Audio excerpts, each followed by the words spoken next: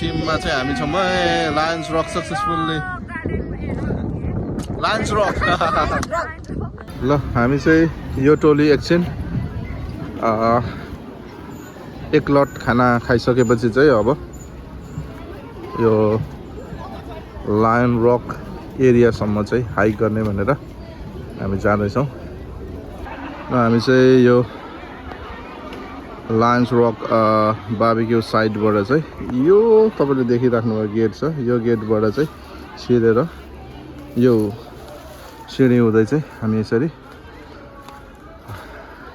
त्यो ढुङ्गासम्म पुग्ने हामीले एउटा कसम खाएर अगाडि बढ्दैछौँ बाटो चाहिँ यस्तो छ है एकछिन यहाँ बदल देखेपछि चाहिँ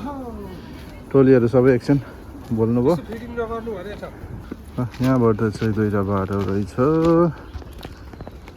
तर यो बाटो चाहिँ लायन रक ल अब चाहिँ यो मूल बाटो आइयो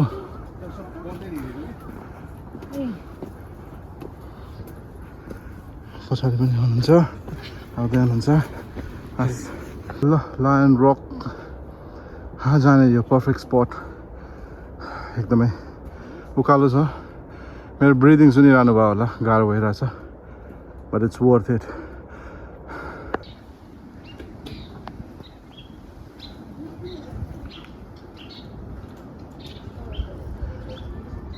ल यहाँबाट चाहिँ अब 500 मिटर्स रहेको छ लायन रक पुग्नको लागि त्योभन्दा अगाडि चाहिँ हामीले एकछिन यहाँ रेस्ट गऱ्यौँ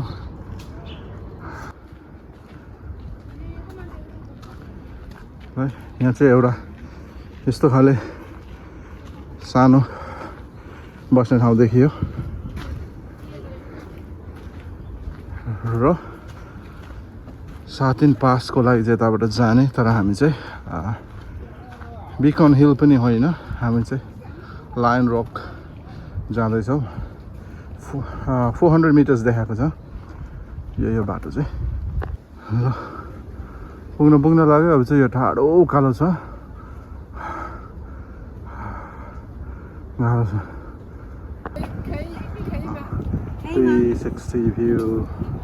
तपाईँले देख्न सक्नुहुन्छ way to Lions Rock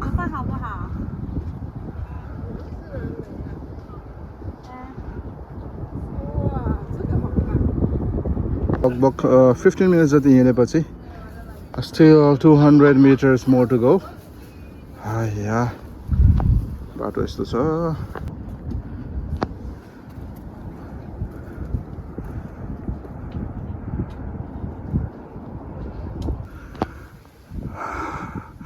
र त्यो सेटदेखि त्यो कटेजदेखि चाहिँ लगभग 20 minutes को टाइममा चाहिँ आइपुगेको छ यु क्यान सी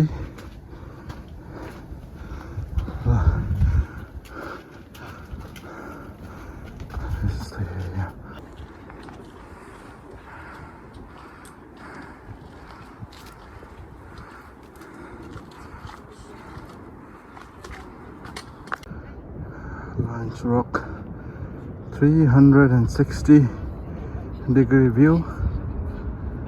तपाईहरुलाई म देखाउँदैछु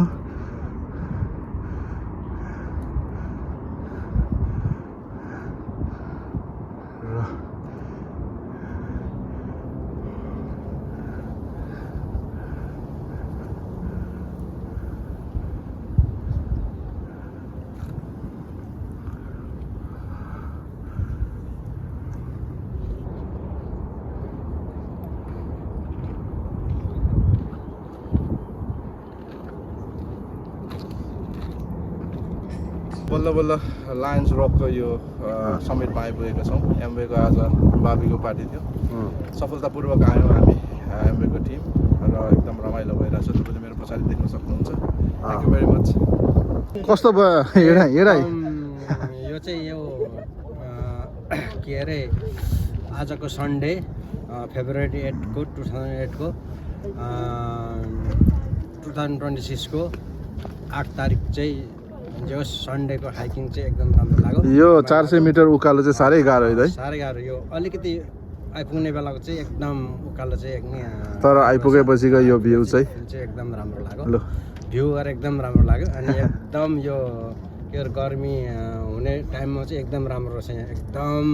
फ्रेस हावा पाइने पहाडको याद दिलाउने भयो हस् धन्यवाद ल वेलकम छ वेलकम हजुर वेलकम पर्खिँदा पर्खिँदा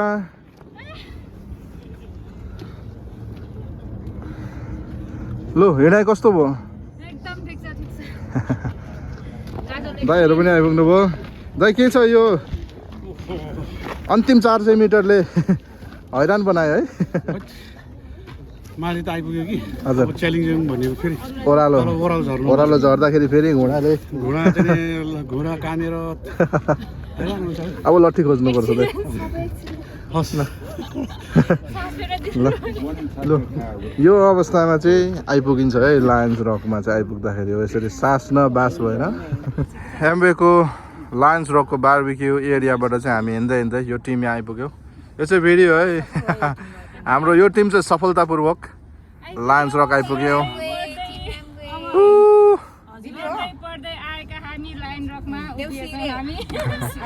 यो टिममा चाहिँ हामी छौँ Lions Rock successfully Lions Rock ल यो चाहिँ हामी अघिको बारबिक्यू एरिया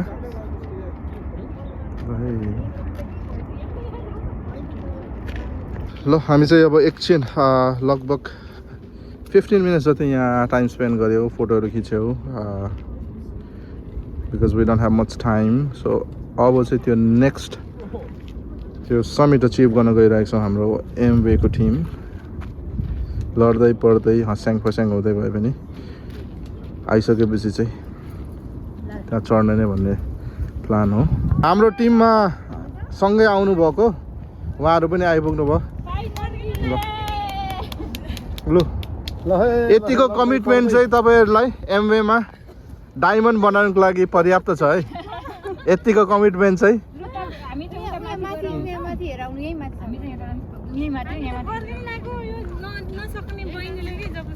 होइन ठिक छ जे गर्नुभयो राम्रो गर्नुभयो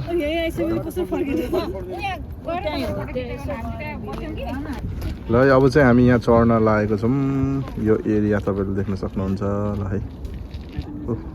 हाम्रो टोलीहरू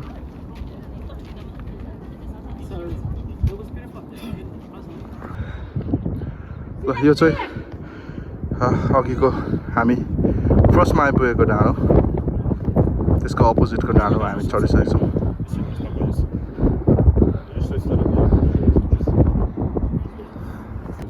जय साहब भेना साहबले तपाईँहरूको भिडियो गरिदिँदैछ